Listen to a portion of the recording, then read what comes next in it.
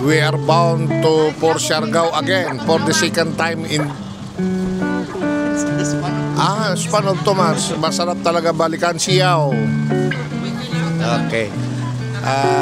Last time we are delayed for about 1 hour because of Dwayne J. Dabalos, but today okay, nauna si Dwayne. Masyadong miracle ang nangyari. So ilibot mo kung sino yung mga sasama sa atin. Yan po. Yan po ang mga kasama namin. Wala pa po yung grupo ni Mayor at saka mga escort. Of course, may nawawala po sa grupo na sobrang miss namin. Si Ronaldo Ricinto. Ito na sana yung huling biyahe mo. Ito na yung huling biyahe mo. Pero talagang hindi binigay ng tadhana. So, enjoy.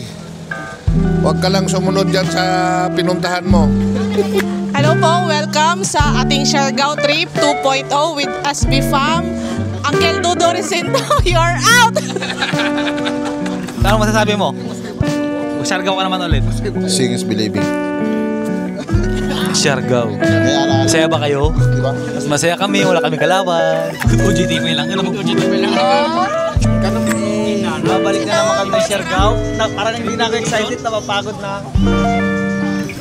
Hi guys! So, it's a blessing in disguise dahil sinabi namin kanina, pupunta kami Siargao. So ngayon, we are waiting for our transport station.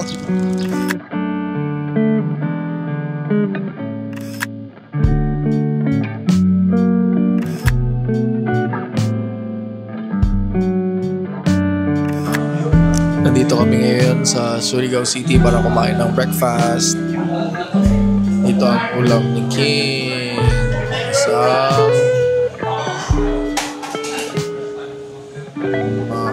Jollibee pala. Spicy Jollibee. Medyo na-delay kami sa barge guys kasi fully booked. Supposedly 4:30 maglarga na kami first trip kaso napuno na ang first trip guys kasi kahapon daw may mga canceled trips daw kasi may bagyo. Kaya yung mga na-cancel daw i-prioritize ngayong araw. So ayun, abang-abang lang po tayo. Kahit sa makarating tayo sa Siargao.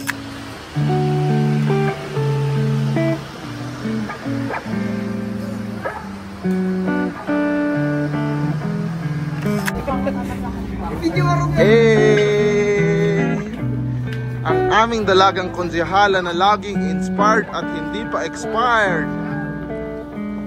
Lapit na.